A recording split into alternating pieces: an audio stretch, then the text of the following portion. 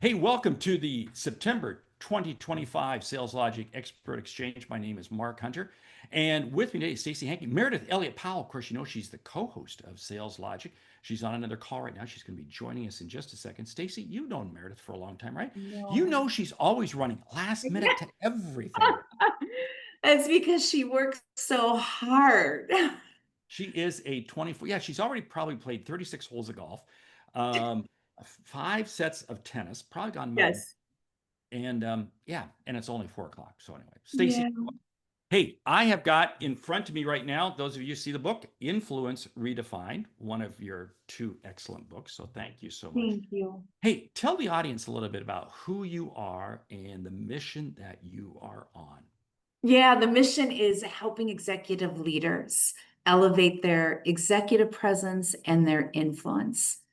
And we do that through three avenues, through a keynote, similar to what you and Meredith do, through executive mentoring. And then I also have an entire team of instructors. They do all of our workshops and they go into Fortune 100 companies working with executives on this topic. Okay, let's break that down because again, people are saying, hey, I'm not an executive, so why should I pay attention? But hold on, the message applies all the way through, right? It sure does. I mean, it's no lie. We all know that how the work environment has changed over the last couple of years, that how you show up, how people experience you, the message they hear versus what you meant to say is truly the core to everything that we do. Everything from the businesses we run, whether we're entrepreneurs or not, it determines the people in our circle, the success we have, however we define that. And I think it determines the money in your pocket. And no matter who you are and what your role is every day, communication, and I feel like I'm preaching to the choir because you so get this, Mark. It just it determines your brand. It determines what people say about you when you're not in the room. And to me, that all encompasses what true influence and executive presence is. Okay, you touched on something there that's fascinating. When you're not in the room, I think so Yeah. much of communication occurs when you're not in the room. Yeah. And Doesn't it? yeah, executives, I think some of them understand that, but unpack that. Yeah, this happened a number of years ago. I was doing some work with a group of CEOs, and one of them brought it up. He said, what you're really saying is true influence is what people say about you when you leave the room. Because feedback is fake for the most part. We're told how great we are and good job, or we don't get feedback. And suddenly we rely on our years of experience. We rely on this fake feedback that we get. We don't realize that what people say about you when you're not there is truly how they're experiencing you Monday to Monday. It's not this how they experience you just during the sales pitch or just during the high stakes meeting, but it's what they're seeing of you all the time, whether it's your social media post, whether it's how you responded to an email, and the fact that we're all under surveillance truly 24/7. People are always watching, but I'm just amazed at it, Mark. Why we don't give it thought? Why people don't think about how you can control how people determine whether or not they're going to be influenced by you just by how they experience you. Now, I know there's a lot of elements to that, but that's always a place that will start with leaders. Okay, now this is interesting. Hey, if you got questions, throw them in the chat. We'll get them teed up here to Stacy. First of all, I got to say this. Hey, Major League Baseball season ended last night, and your Cubbies. I don't know if you're a Cubbies or a Sox person, but you're from Chicago, so. I'm not a big baseball fan. Oh, not a Please big don't baseball shoot me in fan. the foot. I'm much more of a football fan. But yes, living in Chicago, I'm Okay, so one of okay, those that jump on the bandwagon a little bit. okay, so I will go ahead and say that the Bears did beat the Las Vegas Raiders or whatever they're called. Yeah. Oh my God, my whole neighborhood, it was beautiful here last night and yesterday afternoon. Everyone's out and you would have thought, I don't know, something bigger had happened, the amount of noise that was in the neighborhood. Wait a minute. The fact that the Bears won 2 weeks in a row, that's it. Okay, well That's right. let's I get back agree. let's get Totally back agree. on track here. Okay, here's the situation. We can't control our communication, or can we control? Because here's the question I've got. Yeah. Um, we're more visible than ever. And you touched on something also. We may communicate something, but it's whether or not the other people believe it, perceive it, feel it, accept it.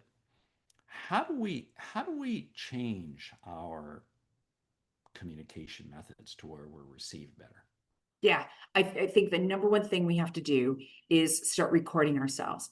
Audio recording, video recording. I know this is being recorded right now, but something super simple that I'll do on whether it's my sales call or something I'm doing virtually, I'll just take my phone, I'll record it, set it below my camera. No one knows I'm doing it, so I'm protecting that confidentiality information if I need to.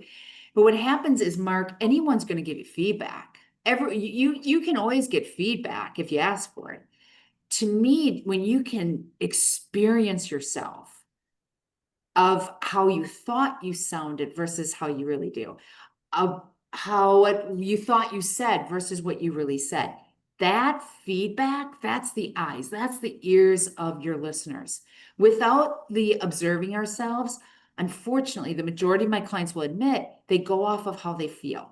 I am sure, Mark, with the people that I know a little bit about your work and the people you work with, I would imagine that you also hear that, well, I've been doing this for a long time. I'm comfortable. When I'm comfortable and I feel good, I'm good. And I'm like, feeling never was attached to determine how influential you are. I mean, I work with executives, assistants who have more influence than the actual CEO. And I think what happens is as you climb the ranks, suddenly everyone just tells you what you want them to tell you. How many CEOs get the feedback of, you take a long time to get to the point? And unless you've got an executive team or you've got a coach that's really coaching you on that, but we have to see ourselves and hear ourselves. Because even the people that I coach, I say to them, yeah, I mean, it's just my opinion. But until you see it, and when you're watching that playback, several things happen. You get to put together, what is my personal brand? What do I want when it comes to influence? How do I want people to talk about me? What's my personal brand? How do I want to make them feel? There's no way you can determine that and then determine, is it happening for me? Am I creating the brand I'm creating? If you're not seeing yourself through the eyes and ears of your listeners. So until we take that first step, Mark, I don't think I can help anyone. I've got to just get them where there's just this baseline of, okay, this is where you're at. Now, where do you want to go? And that's where I'm going to give you the tools of how do you make that adjustment to get there. I'm going to take what you just said to the level of a salesperson. So many times, well, salespersons, well, I did a great job on the sales call. How do you Yeah. know? That's just what you're thinking. That's Yeah. not what the customer's thinking. That's not what the customer's believing. Yeah. And it's so easy for us to blame the receiver of the communication Right. versus the sender of the communication. It's so true. I mean, how many of your followers watching this right now can admit that they've been at some point, they have been in a conversation with someone that is complaining about someone else's communication while they're thinking, you're the one that needs help. You're complaining about something else. And this is that piece of when I say communicate with influence Monday to Monday, I mean your influence, who you are, Mark, doesn't take the weekends off because elevating your presence, your influence, it doesn't happen once in a while. It's about being that consistent. That's what I love. I love working with sales leaders because they are the profit center of the company. And they usually get this big aha when we work with them because they're so excited and they're passionate and they realize, whoa, your passion can actually turn someone off because now you're saying way too much or your energy is way too much for who you're trying to meet. Where are they at? And to see Okay. that, to see Yeah. someone do a sales call on a video and watch back and say, wow, I didn't know I said that, or wow, I didn't know I had that distracting behavior that even distracts me when I watch it. That was creepy. Yeah. Yeah. Right? So, It's creepy. Exactly. so what are things that we should be saying or doing? I mean, to improve that? Once you watch yourself on a playback, the number one area of our communication I find we're most unaware of is our lack of brevity. especially Lack in of sales. brevity. Lack of Oh, brevity, right? We get excited. We get excited that I want to sell this product, this concept, this idea. I believe in it. And we fall into that trap of thinking influence is about the amount of words that I use versus influence is really about the lack of words you use, finding mm, the right words and creating clarity around it, which is a big part of brevity. That's number one. The second is the inconsistency of what the body language communicates to what we're saying. And then number three, you know this, it's tapping into our listeners' why. oh boy. Wow. You just hit some sore spots there. Yeah, it probably did. Are you getting some comments in the Yes, we in the are. We are. I mean, what one of the comments here from Mark Bregman, he says, "Hey, sometimes we're our own worst critic." I yeah. mean, yeah. I mean, and another person says, "My kids accuse me of having toxic positivity." I love that. I love that toxic positivity. Yeah. I mean, it's how do we I mean, should we walk around with our phone recording us all day long, and then when we go to bed at night, oh, I got to listen to another Yeah, 6 hours yeah, of right. Exactly. I sounds like a think, narcissist.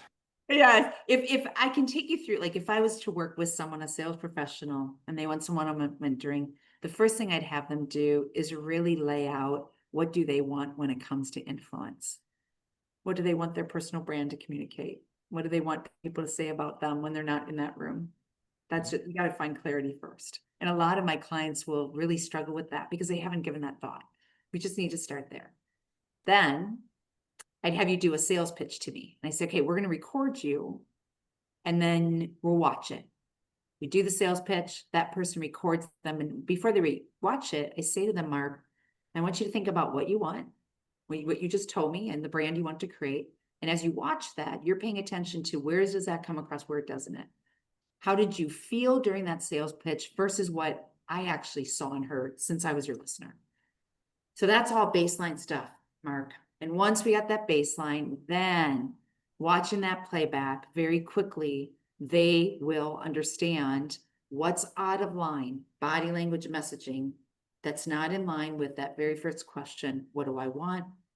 And what's my brand? What's my personal brand?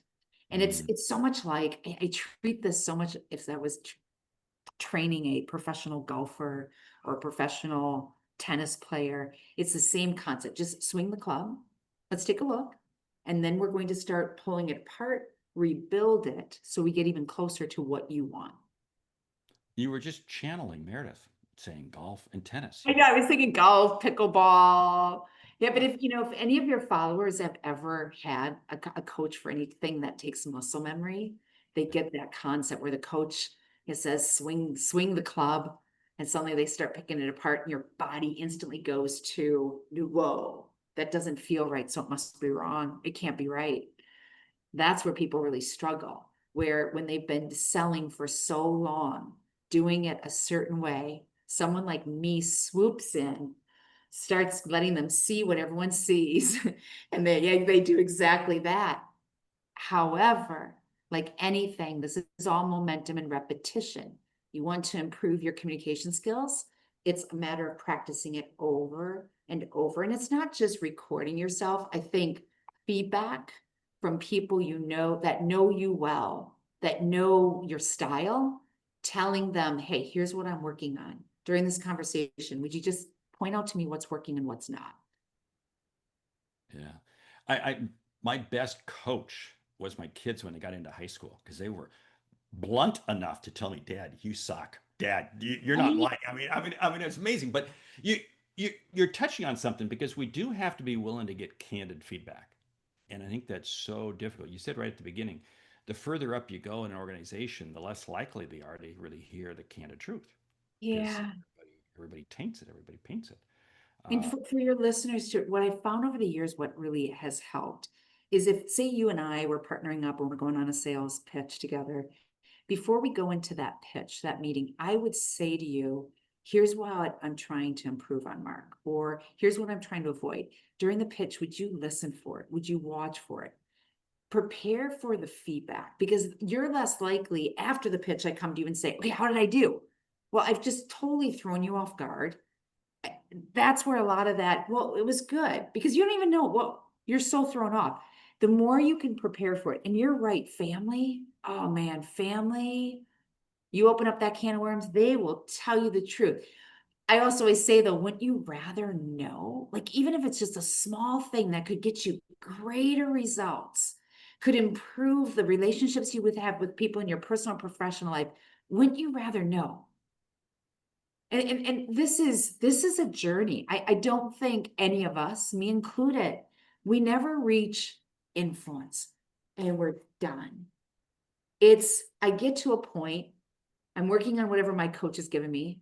Then he or she will coach me again. And I'm thinking, oh, okay, now I picked up that bad habit. Now I need to work on that. It's giving yourself grace that it's a journey. There's no destination to, this is a when and done, check the box. It doesn't work that way.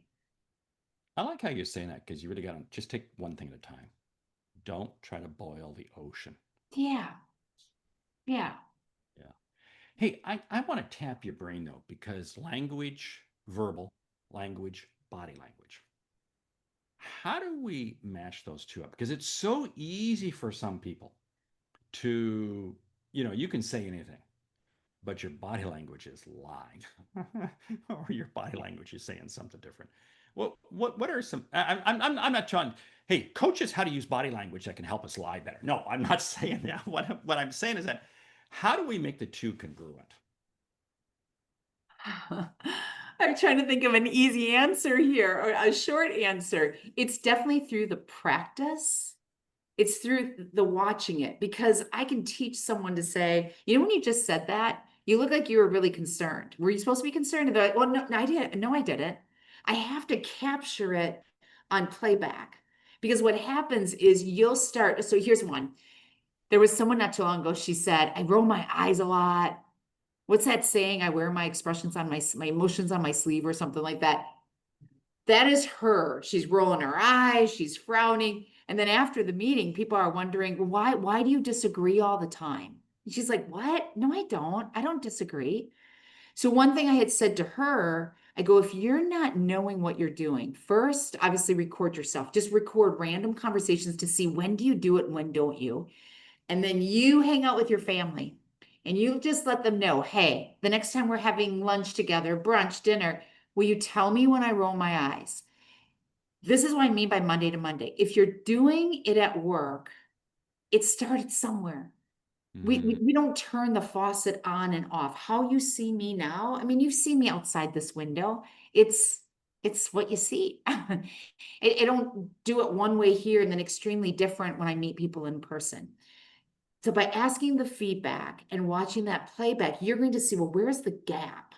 Where do I gesture really oddly and it's a distraction versus it gives purpose to my message? What do my facial expressions communicate that I look like I'm really upset? Or I'm too happy when it's a high stakes conversation and I shouldn't be smiling? Because that body language, Mark, if we don't consistently think about what our eyes communicate, our facial expressions, all those skills, we just don't know what we don't know. And we go back off to the feeling of, well, I think I'm happy all the time. The amount of people that will watch your playback for the first time and say to me, wow, I look really upset. Or, whoa, I didn't realize I smiled constantly. It's over the top. And of course, you still get the other ones that will say, that's actually better than I thought it was. I thought I turned red when I talk. That's not even happening. Wow. Okay. Hey, give us some clues, because you get to work with a lot of executives. I want to hear, what are some of Yeah. those what are some of those power language or power body language techniques that executives use, that the audience can jump on and be seen as the next CEO? Yeah. I think that the one big one is the clarity. When they're super crisp. They know that more impact comes with less words, as long as they say the words that are tapping into their listeners' why. It's the CEO who has that mindful listening skill. They don't say much. When they do, they are always right on target to what needs to be said that moment. And it's very clear, to the point. The second they come on this call and they're all in, they're looking right at the camera, or you see even when they interact with people, they make that person feel like they are the most important person in the room. They're not that constant distraction, right? And you know people like that. It's also this very open body language, whether they're standing or sitting, it comes across very welcoming. It's the facial expressions. Facial expressions, it's the only skill that conveys passion or it doesn't. Therefore, like from a sales professional's perspective, if you really look like you believe this is the right solution for that problem you have, they're going to follow that, versus if that was conflicting with you saying this is the right solution. Wow. It's that Yeah. executive, they know, they grab the room when they come on, whether it's a Zoom call or whether they're walking into a live setting, they just grab the attention of the room. And I think a lot of it is those three that I just laid out. Wow. I had a VP of purchasing tell me one time, he said, I tell all my buying agents that if a salesperson can't deliver the price with eye contact, Yeah. strong body language, and a firm voice, there's a discount to be had, because it means they don't believe in it. They're talking, Mhm. but they don't believe in it. And you just confirmed that. Yeah. That's another one, is the voice. It's this confident tone. Confidence is connected with our standing and seated posture, and then our voice, meaning your volume, your tone, the inflection that you use. And you know what's wild too, Mark? This was a while ago. I was working with an executive who came to me and I thought, wow, I don't know, what more can I do? I already look at him as very credible until we start working, right? And when we start working together and I was recording him, at one point he shared, he's like, I am so insecure. I'm like, what? I would never guess that. And now I don't want people to take this message the wrong way and say, oh, so if we fake it, if we use all these delivery skills, we can fake our way through it. No, the point is when your body language communicates confidence and credibility and it matches what you're saying, meaning you're not like, creating distractions. Your listeners perceive you based on what they see, how you make them feel. That's kind of where we started this call. It's not just the message of, oh my goodness, Mark's been doing this forever. He knows everything, until you prove them differently. Wow. That's huge what you just shared. So the body language really does have to match the words. It does. And it's not everything, right? I define influence, body language, and messaging. They both need to be consistent. Okay. Monday to Monday, because you don't want people guessing. I don't think you do. Who's going to show up on this Zoom call versus how Mark's going to show up when we meet in person? Because the more we got people guessing, the more we create doubt in their mind. The doubt is tied to, I don't know, do I trust you? I don't know if I trust this recommendation. Yeah.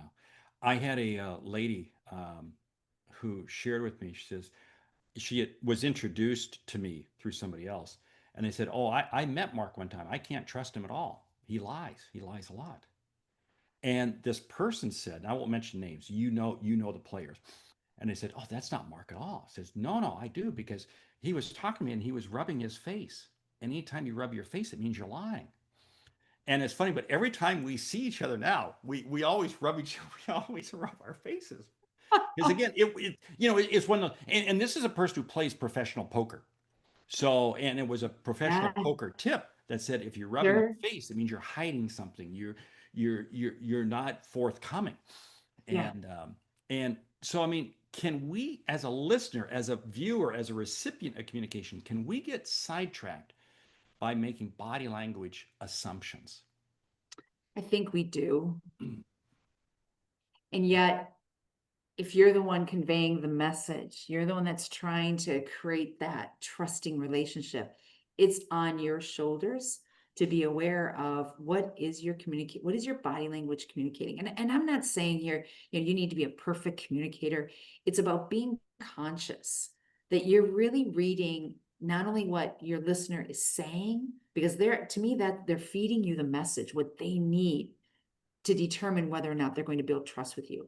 you're also reading the body language. And too many times, sales professionals will admit to me they get so caught up in what they want to talk about because they've got to, they got to win the sale or take the relationship to the next level. It's, gosh, just go back to 80-20. I think if I'm selling, 20% of the conversation should be me. They should be 80%. And this is all common sense, Mark. I get it, but it's not common practice. It just is not common practice for the many reasons we've already laid out. But we Wow, also you don't want just to get, you just tripped on something. Common yeah, sense, not common practice. yeah, That's a tweetable or that's an Xable moment. So yeah. yeah, I love it. I just saw the Seinfeld chat that popped up right now. About body language. That's a good one. I do remember that episode. Yeah. That's so true. Okay, so here's the other thing. Can we become so fixated on trying to communicate, on trying to measure our communicate, the words we're speaking and how we're saying, that we fail to notice the language that the recipient, the customer, is sharing with us? And I how do we balance that? Yeah. How do you balance it? If we are only thinking about how we're showing up for the high stakes conversations, yes, it's going to backfire. If you are thinking like an athlete, a musician, a actor, actress, of however they practice is how they're going to perform, correct? Mhm. It's the same way for us. So if I'm turning it on and off, meaning when I'm with my family, friends, weekends, and the evenings, I'm just like, my communication goes out the window. It's the reverse mentality, Mark. I will coach someone to practice first in your personal life. It's a safe environment. The people around you they know you at your natural state, so you're not changing yourself. But if we just, for the high stakes sales pitch, all right, I'm thinking about brevity. Okay, I'm going to sit up straight and remember I got to look in the camera. Now you're not yourself. Now you're going to fumble over your words. You're right. You can't focus on what's important. So is there a time frame that it's uncomfortable big time? Of course. If you haven't been thinking about how your body language is communicated through the eyes and ears of others, yeah, it's going to throw you off. But you got to do something about it. And it's that repetition of the practice in your personal life where I don't think about my gestures anymore like I used to. Do I still work on? Of course, but not to the level where it's throwing me off right now and not being able to listen to you or thinking about your followers and what they need from this conversation. Mm. You just said that practice in front of your family because it's a safe environment. You haven't been around my family. You just Yeah, I got to introduce you to my family. It's not a safe and my kids eat my lunch every day, so it's just so not. true, Mark. I have my youngest niece is 13. We don't have children, so I have four nieces that are brutally honest. And even when she was younger, anytime I would do a new keynote, I would FaceTime. Sienna is her name. And she will rip it apart. Or if I'm testing out like a new story or analogy or something, and if she can't get it, then I'm thinking I'm not ready to tell it. Oh yeah. Oh, without doubt. Right. Without Because doubt. if she doesn't understand it, I'm like, okay, I'm not ready to do it. Yes. Family, as much as Yes. we joke about it, God, they're the best ones though to tell you, hey, that's not working. Yeah. We've got a trained marriage and family therapist who has chimed in. They said, we're trained that body language is a greater part of communication than the words that are said. Oh, Totally agree with that. Even oh man. even on an online call like this, and it's kind of interesting, and I'd love to get your perspective because my camera is up at the top and your face is down a little bit lower, and I gotta stay focused on the eye on the camera, but you're Yeah, there, yeah, and I've got notes over here. I got other things happening. That's a challenge, but eye contact. Do you have any strategies for eye contact? yeah. I call it eye connection. I think there's a difference. I think the eye contact, if anyone is watching this, it's more of the scanning, right? We're always told if you're talking to more than two people, look at everyone. And then we love talking to our notes. And sometimes I got people over here talking to their PowerPoint screen, and I'm like, I'm seeing the side of your face. Eye connection means that you only speak when you see eyes.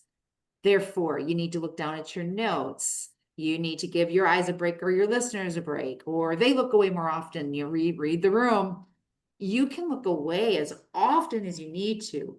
Just don't talk when you do it. The reason why, if you're focused in your eyes, you're focused in your thoughts. Research shows that if we're talking and our eyes drift away, that moment of the look away is throwing you off. If you're not looking at people, you're not connecting. And today, connection is king. Trust only gets communicated through eye connection. It's the only body language skill that conveys that. And finally, number 3, you can't read your listeners. You happen to be talking and looking away. You missed that moment when they're telling you, I don't get what you're saying. Wow. I That's finally made it. powerful. Sorry. See, so now we have Meridith coming in with eye contact. We've been talking about welcome to the call. So She Thank makes you. a grand entrance like she makes the should. grand entrance. You Sorry, I missed got stuck with a bureau. you missed Stacey's comment regarding golf and tennis. We were channeling you, so it was Nice. I love it. Good. all things Your good. praises. Yeah, so anyway. But we've been having a great conversation regarding this whole communication that is both body and verbal, whether you're in the C-suite or you're down street level selling. Well, what are some? We only got about 8 minutes left here with the big group. Then we're going to go behind doors for just the mastermind members. What would be some real go-to applications that you think people can use right now to help improve their communication habits? Yeah. I'm going to summarize some of the steps that we've been peppering throughout, Mark. First is to just really sit and think about, what do you want when it comes to influence? What's your personal brand? What do you want people to say about you when you're not in the room? Do that. Just create clarity. We need direction, right? Second, and this is in no order, these two, either start asking for constructive feedback from those that you trust. We talked about how do you prepare for that feedback. And the third is the big one. Even when you get all that feedback, the true feedback is watching yourself. Audio record. I love audio playbacks. Meredith's laughing because she's heard me say this so many times. But the audio playbacks, you get to really listen to, oh, that's how I sounded. Or I said that. I didn't mean to say that. And then the video. And it's so easy. I mean, just take your phone. It's so easy to do because you can set it right below your camera. I had a while ago, it was an executive who went through one of our leadership workshops. And 3 months later, I checked in with him and he's like, I've got everyone recording themselves. I go, okay, so what did you do? Because not all my clients are doing this. And he said, well, I showed up at a meeting and I said, I want to make sure that I'm showing up as the best leader I possibly can. Therefore, I'm going to start to record myself. Well, his team started to see the enhancements that he was making, that they wanted a little bit of taste of that. Ironically, it's something that they do at every meeting. They record the call. Everyone needs to watch themselves on playback. We actually do that internally as well, just because I tell my team, we cannot tell other people to do it. And we're doing it, so we better be doing it. And it's such an easy step. And there's going to be times you watch your playback. Again, give yourself grace. There'll be times you're going to say, but that's not me. Well, then make the changes you need to make. But if you don't see yourself, you're guessing every day what everyone is saying when you leave the room.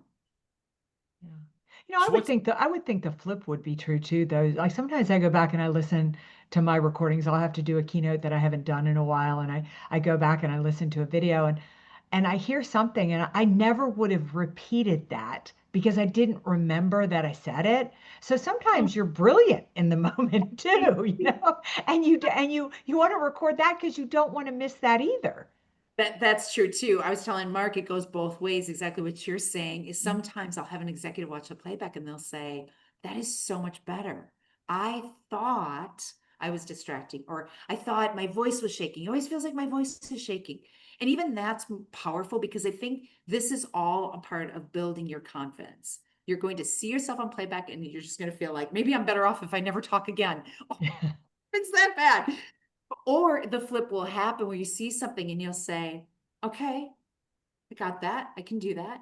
I had someone last week, I had a keynote that was a smaller group. So I kind of went on the limb and I thought, I think I'm going to ask for a volunteer to come up in front of the room. And both of you know, that's like the biggest, riskiest thing you can do because you could grab totally the wrong volunteer.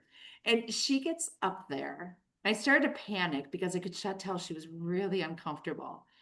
And at one point she made her way through and she said, I just need to tell you, that this experience, I did it because I knew it would feel worse than being in a car accident. Like she is that far, right? She did it. We gave her tons of encouragement. After the keynote, she comes up and she said, there's one thing I got out of here today is what doesn't challenge you won't change you. Because I kept saying that in my keynote. She says, the fact that I just walked up and did it told me I now can go and lead that meeting. I'm okay. It'll work. See, Oh, that's the wow. power of it, right? Because it can go both ways, what you see in here. Mm-hmm. Yeah. Hey, you got a couple books out. One of them is, of course, Influence Redefined. Highly recommended. Tell the Thank you. audience why they should buy it, why they should buy your other book too. Yeah, the practicality of it, the feedback we get from clients, you don't have to read it cover to cover, front to Oh, back. And thanks. Now okay, you tell now I me. got it. But you can read chapters is what I meant. So you can like pick out what you need. And it's called Influence Redefined because it really talks about what is it. And then, oh, there's so many takeaways. Take what you need out of it, the practicality, the immediacy of the skill sets that we lay out in the book. Then chapter book 3, Influence Elevated, that came out in November. And it's exactly that. It's from a continuation from Influence Redefined of what it really takes now because of how the work environment has changed. There's an assessment in that third book, Influence Elevated, that helps people identify what their influence type is. We use that when we start working with a group, just so they again get a baseline. Yeah. We got just 2 minutes left. Want to ask you, do we lose some of this because of text messaging, because of chat and so forth, where we're not actually. Come on, we need more than 2 minutes, Mark. You know, my thought behind that is exactly that. I think this has caused us to lose the art Yeah. of face-to-face. Yeah. I think the world of Zoom, as powerful and as positive as it can be, because we at least could still see people, it really put a spotlight on what was working and what's not. And then we've got the clients that just say, well, I won't turn on the camera at all. So now we're Yeah. jeopardizing every relationship. That's a whole nother podcast. And my feeling around, I don't know why we're not turning our cameras on anymore. Yeah. It still goes back to, we don't know what we don't know about how we communicate. We're just told how great we are, the fake feedback around good, nice job. And I also hear from our clients the feedback. We don't know how to get feedback. We're getting requests now from clients to add that to our workshops. Yeah. We really focus on, can you set it up? Teach them how to give it, how to receive it, and then get this one, what to do with it. I just think the virtual world has put a spotlight on the challenges of communication. They've always been here, but now we've never, I mean, before Zoom, think about it. You were never in a sales pitch and you could see yourself at the same time. Right. It's this constant feedback that people are just not always comfortable with. I think Don't you think it's it's heightened the need for communication skills though? I mean, I think somebody asked me the other day, they said, what do you think that AI is going to do to the sales world? I said, I think it's going to heighten the human connection. I think it's going to make what we did in the, date myself here, but what we did in the, in the early 80s when I started, really important. And so, we used to sell on Main Street and you knew everybody you sold to and you shook their hand and you saw them in person. And I just think it's going to heighten that. Yeah, I do. I would, being that that's the area of expertise I sit in, I would love to believe I've got job security for a very, very long time. And it's everything too, because most of our clientele, you both know this, it's director to the CEO. That's Yeah. primarily where we sit. We're getting requests from those folks to help individuals coming into the workforce, how to show up on a Zoom call, what to say, how to respond to an email. I mean, we're talking some really basic skill sets. I say they're basic, but they're not. Yeah. People are struggling with it. Is it because we've never really taught some of these skills? We're just assumed, you know how to talk, you should be able to do it well. Yeah. We've been struggling with that. So anyway, hey, this has been a great conversation here today with Stacey. Thank you for joining us. This is the Sales Logic Expert Exchange for September of 2025. Those of you who are not members, sorry, we got to say goodbye to you. those of you who are members get to join us behind the curtain. If you want to know more about Sales Logic Mastermind membership, go to saleslogicpodcast.com and you can see how you can become part of the group. And it's a very intimate group, and we have great conversation. And we're going to have a great conversation kicking off here in about 60 seconds over on the other link. For rest of you, thank you so much. Don't forget to check out Sales Logic Podcast every Saturday morning, a new episode.